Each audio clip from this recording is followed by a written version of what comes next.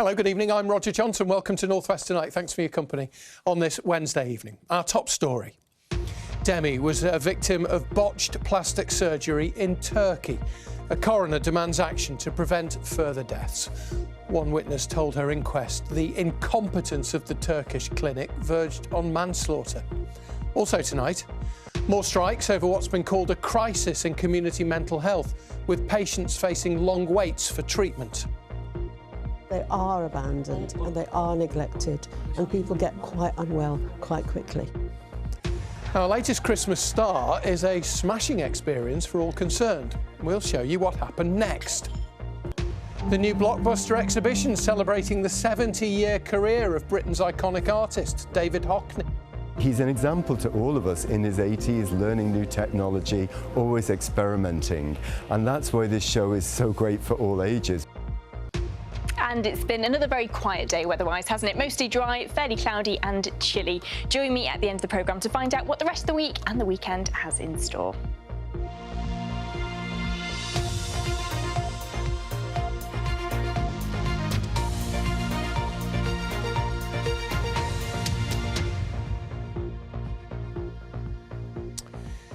Now this is Demi Agolia, a mum of 3 from Salford who felt self-conscious about the way she looked. She thought that she had found the answer on social media and booked herself a medical procedure in Turkey. It's called a Brazilian butt lift and it's been growing in popularity. But just 3 days later, Demi was dead, the 5th British victim of what is now considered to be the world's most dangerous cosmetic procedure. Today, a coroner called on the government to take action. As Phil McCann reports. This is the glamour that Comfort Zone Health Tourism in Istanbul want their potential customers to see on social media. From their base in Turkey, they offer, among other things, Brazilian butt lifts, or BBL surgery, where fat is taken from one part of the body and injected into the hips or buttocks. On their socials, there are people who've had it done. Demi Agolia from Little Holton in Salford saw some of those adverts endorsed by a celebrity and booked a butt lift through Comfort Zone. The day after the surgery, Demi spoke to her mum. She said, "I've got the bum I always wanted." The next day, her mum got a text from her partner who was with her in Turkey. It said, "She's gone." Demi was a beautiful, outgoing, very confident girl, and she didn't need the surgery at all. She went for the sake of her feeling like she wasn't good enough in herself. Demi's friend read out a statement from her sister Chloe. I wouldn't recommend anybody going to Turkey for any possible surgeries or to research more about them if they are thinking of going for surgery. At Demi's inquest today, the coroner said it was most likely Demi had died from a microscopic fat embolism, where the injected fat gets into the bloodstream and blocks vessels. I think it's disgusting, and I think that more girls of our age and women should be aware that you shouldn't be going to Turkey for surgery, because we've just lost our friend, sister, mother through something, people who have neglected. The coroner said he'd seen no evidence of informed consent from Demi before the procedure was carried out. There was no proper pre-op care or advice, he said, and no proper post-operative care or advice. Something further needs to be done, he said, to stop this frankly barbaric medical practice being carried out to such low standards. There is a real lack of awareness, I think, from patients travelling from England to Turkey about these differences in standards, about the differences in procedures, and often they are not understanding that the fact that they are cut-price procedures often means you're getting a cut-price service. Neither Comfort Zone nor Avrasya Hospital have replied to requests for a comment. The UK Health Secretary has said he wants to work with international partners to improve safety for Brits abroad. Phil McCann, BBC North West Tonight, Bolton Coroner's Court. Now, it's been claimed tonight that hundreds of mental health patients in Greater Manchester have been abandoned because there aren't the resources to care for them. Some staff at the area's mental health trust are staging the latest in a series of strikes this week over what they say is a lack of funding and support for people with severe illness who are supported in the community.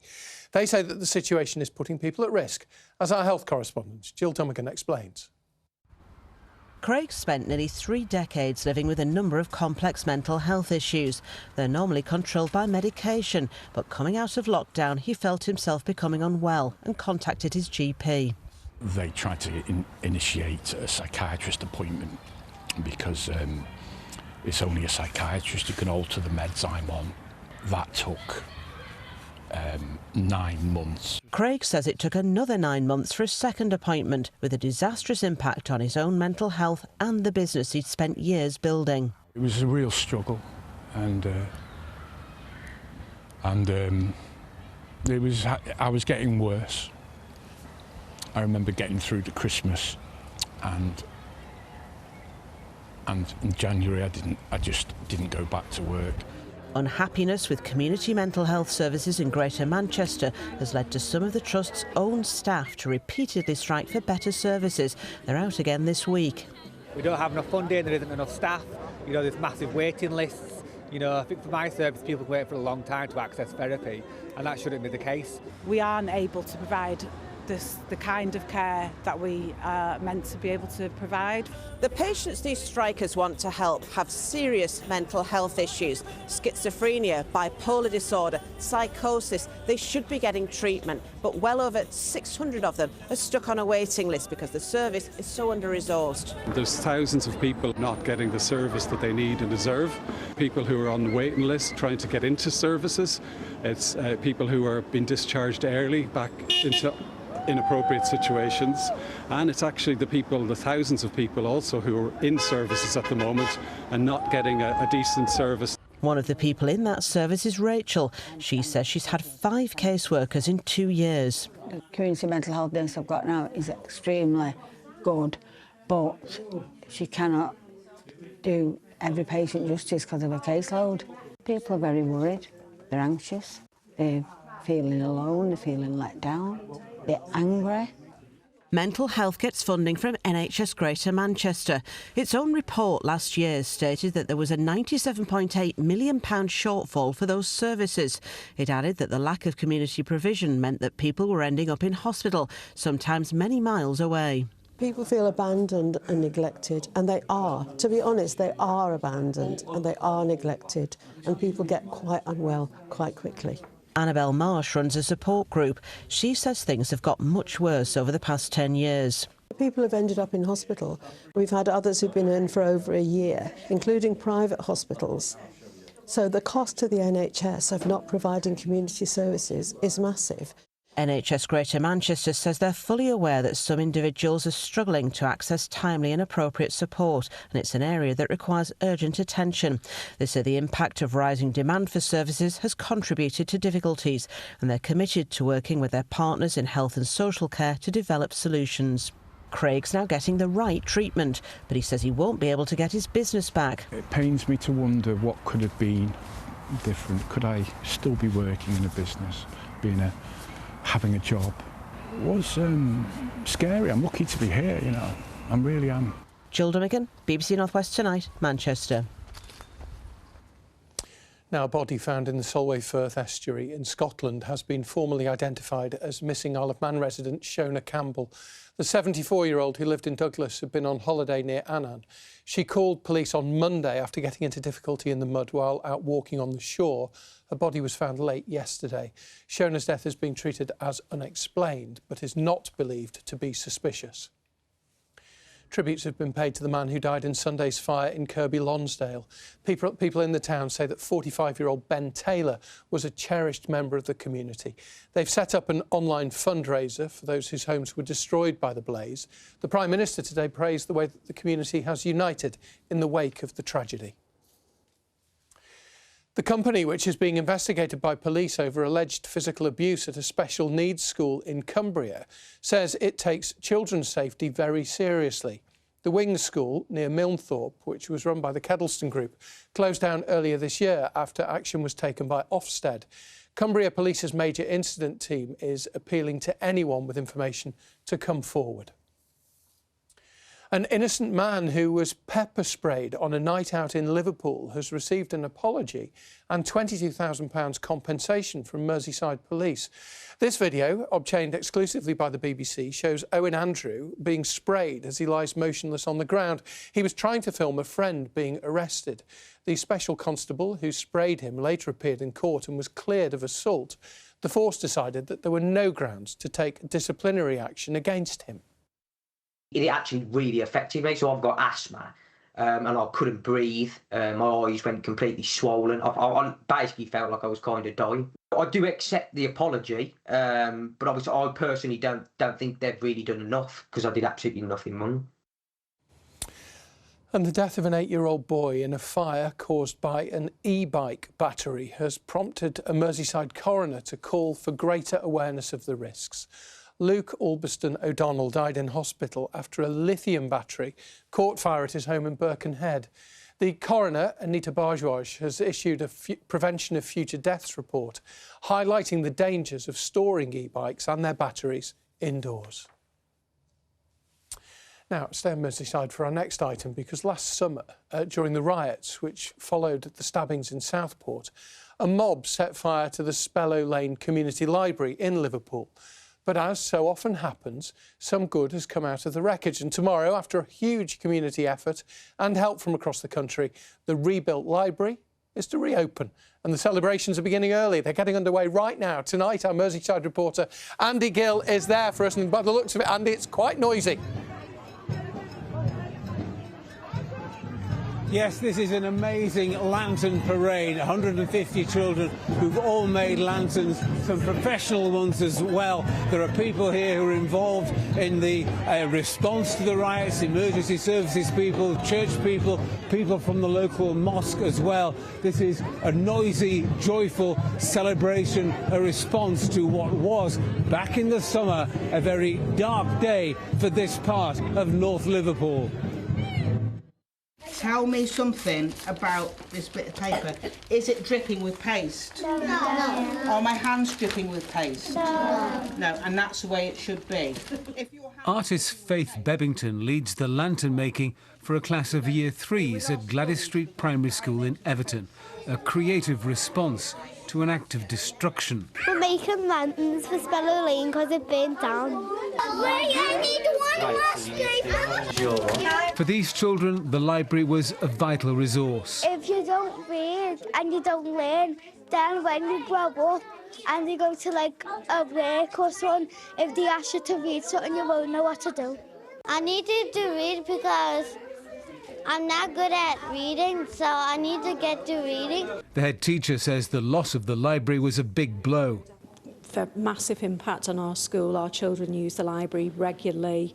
It's their first introduction into a library. They go there from when they're small to listen to stories, and then they're enrolled in the library, and they use it as a facility regularly all the time. It's absolutely devastating what happened. Spellow Lane Library was set alight and badly damaged in the riots that flared in the wake of the Southport attack. But this is not just a library. It's a community asset where people come for advice and education. Staff have been preparing for the reopening. People around the world donated £250,000 to restore it. Queen Camilla donated books. I used to go to the library to get books to read. Why is it important that you go and read at the library? Because it helps you with your spelling. The school set up a temporary library in the old caretaker's house, but it's not big enough for a whole class. When I read books, I will know new things and I will be clever than everyone. Which is why tomorrow's reopening makes happy reading for these children. Well, you can see the parade is still going on. They're going past Everton's Goodison Park at the moment, making their way to Spellow Library, where they'll all gather. Other libraries around the country have been joining in the celebrations by lighting up their own libraries and posting pictures on social media, including the very prestigious British Library in London. This parade is heading off now. We'll have more on the official reopening of Spellow Library, which is taking place tomorrow. That'll be on tomorrow's BBC North West Tonight. Back to you, Roger. Andy, thanks ever so much. Looks really good, doesn't it? Very atmospheric as well at this time of the evening. We're going to stay in Liverpool, not a million miles from Speller Lane, actually, down at Albert Dock, because in January, 2 of the museums there in Liverpool will close for redevelopment. The International Slavery Museum and the Maritime Museum will be transformed. It's going to be a 3-year project. It's going to cost £58 million to do it. And Stuart Pollitt can tell us all a little more about it. We're going to now go over to the section of the museum that has some of the material culture relating to the events of 81. A tour group transfixed by Liverpool's International Slavery Museum. They'll be one of the last in here for a few years. Next month it closes and will reopen looking like this. It's massive, absolutely massive, not just for the museum but also for the community. And not just for the local community, but for the global community. Because through this new museum, we won't just have the local and the national voices, but we intend to have the global voices, so the voices of the Africans, voices of Caribbean, voices of Black Americans. The Slavery Museum opened in 2007 inside the Maritime Museum, which was created in the 1980s. Now it will get its own front door. The current entrance to the museum is down the side here, but it's going to change to this impressive new opening. It's part of a wider waterfront transformation project, and it will also see better links between the Slavery Museum and the Maritime Museum, which share the existing building.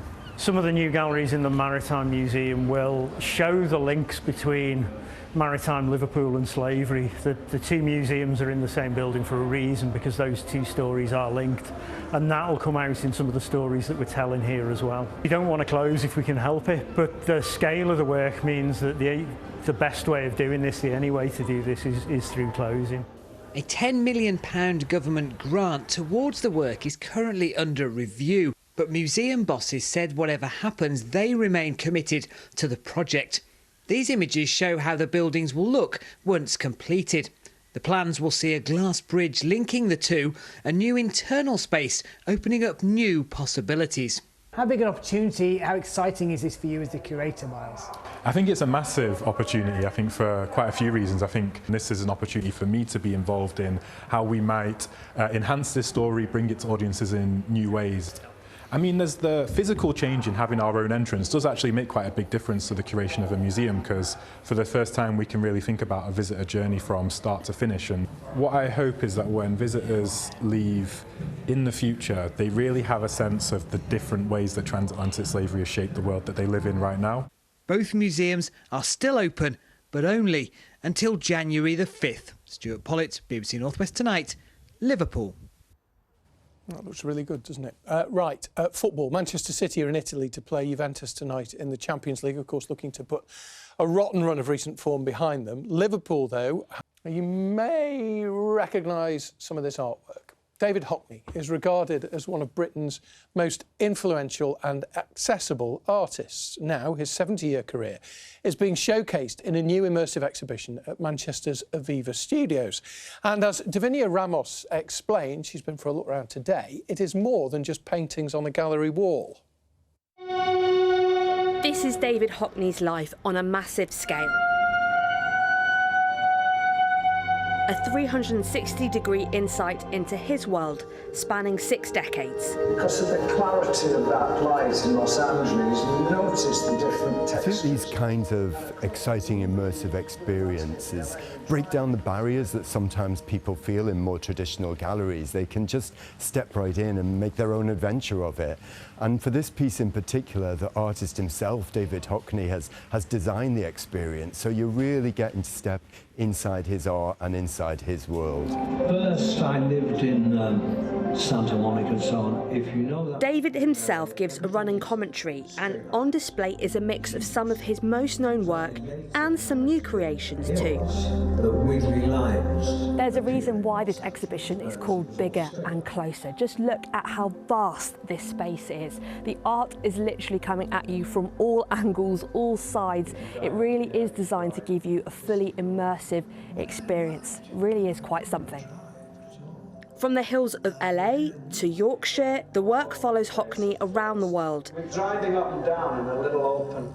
He's known for experimenting with bright colours, and now in his late 80s, he's embracing new technology. He's an example to all of us in his 80s, learning new technology, always experimenting. And that's why this show is so great for all ages. We have people in their 80s coming, and we have people who are less than 8 months coming along as well. So, I like looking. This is the first time the exhibition is being shown outside of London, and it's impossible to have a bad view. It was cool to see art in a different kind of form, rather than kind of walking through. You were constantly looking around, which was really beautiful. Work on such a big scale was just amazing. Yeah, it was really impactful. Yeah, it makes you want to go home and get a paintbrush out. I didn't know much about David Hockney, but I love the way it was in 4 sides and the floor, 5 sides. Brilliant projections, great music, really well done. Visitors have until the end of January to see David Hockney in a whole new light. Davinia Ramos, BBC North West Tonight in Manchester.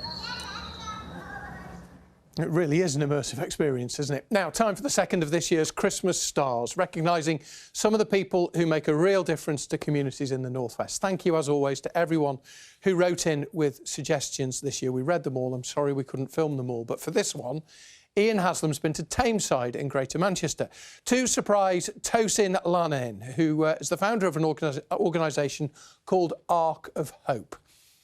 As you are about to see, it was a smashing experience for all concerned. In Hattersley today, it's a cook, talk and taste session run by community champion Tosin, who's made the area home. What made you want to do this, to devote your time to helping people? When I moved to this community, I feel welcome by the church, St. Barnabas Church, and I feel I'm in the midst of my family, and they took care of me, they welcomed me, and I don't think I want to live somewhere else. Tosin's originally from Nigeria, where she recently returned to provide food and other much-needed donations as part of Ark of Hope's pledge to help disadvantaged people. We have loads of children going without food, and some vulnerable families can't afford to buy their daily meal. This really touched my heart. We've been trying to raise funds, all of us, try to raise funds. We plan to support about 50,000 families. So we want the world to reach out there for help for us. This food was made with love. Why have you nominated her for this? Oh, she's wonderful. She's the best person I've ever known. She does so much in this community. I can't list them on. There's so much to say about what she does. She's going to love this. Once she sees that. Yeah, don't drop it. I'm not going to drop it. It's glass, it will shatter. I'm taking it home. No, you can't do that. She can come and visit me.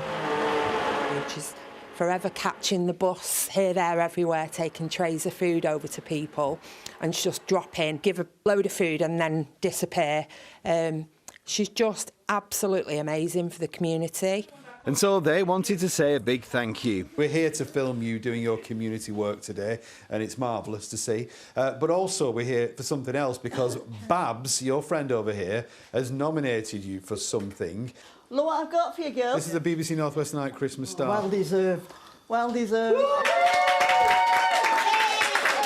You've been nominated by Babs, but on behalf of the whole community. No, don't cry. We love you, Tosin. She's crying because she's happy. I hope so. How does that feel, this recognition from people? I know you don't do it for recognition. She deserves it. She does. Thank you. Oh.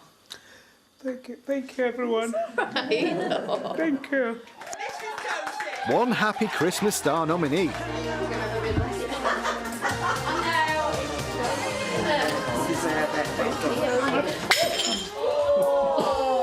Suddenly it was a clean-up operation.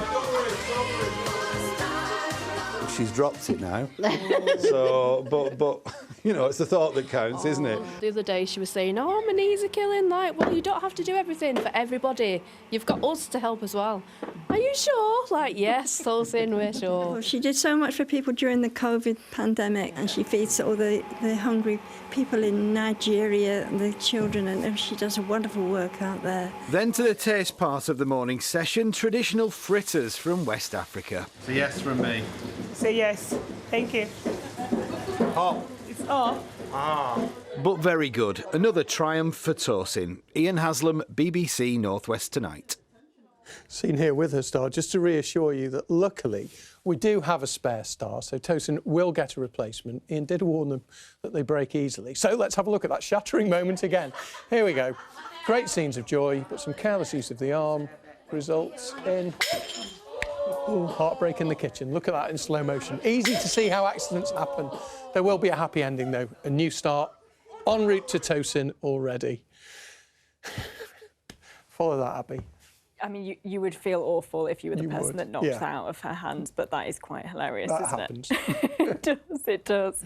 Right, let's talk about anticyclonic gloom. What a gear change. That's what we're seeing at the moment. We've got high pressure keeping our weather very settled, very similar. We've seen a lot of cloud, but that has led to some rather dramatic weather watcher photos that have been sent in over the last 24 hours. Christmas scenes as well. This Robin captured here from Crawshaw, Plonker in Crawshaw booth. Thank you, as always, for sending those weather photos in. If you would like to keep them coming, you can do just that. All the details on the screen behind me as to how you can send those weather photos in. You can send them in on social media, or you can become one of our BBC Weather Watchers. So anticyclonic gloom equals a very similar day tomorrow. A lot of cloud. It traps moisture between the Earth's surface and the atmosphere, and that does lead to some very damp, drizzly, dreary conditions. So a lot of cloud around, but very settled, very similar conditions over the next few days, thanks to that big area of high pressure. Very light winds, meaning very little change. But as we head towards the weekend, we will start to see temperatures rising a little and a bit more sunshine on Saturday afternoon.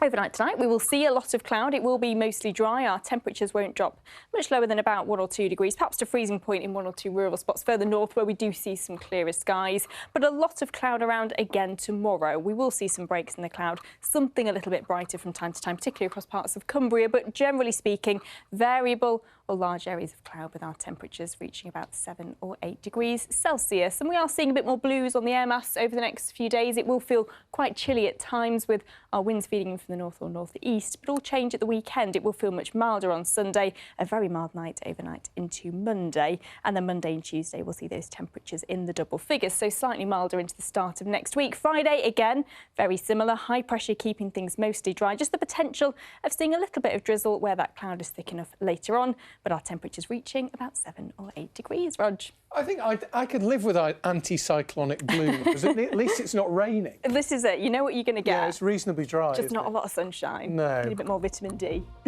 We don't get a lot of that, do we, at this time of year? Brilliant. Abby, thank you very much. Steve Saul's got the late news for you at 10:30, but from all the 6:30 team, have a great evening. Thanks for watching. Good night.